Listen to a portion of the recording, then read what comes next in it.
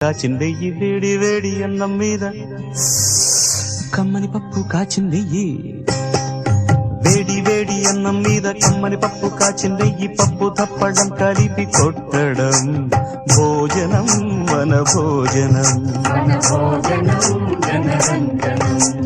తల్లి తోడు పిల్ల మేక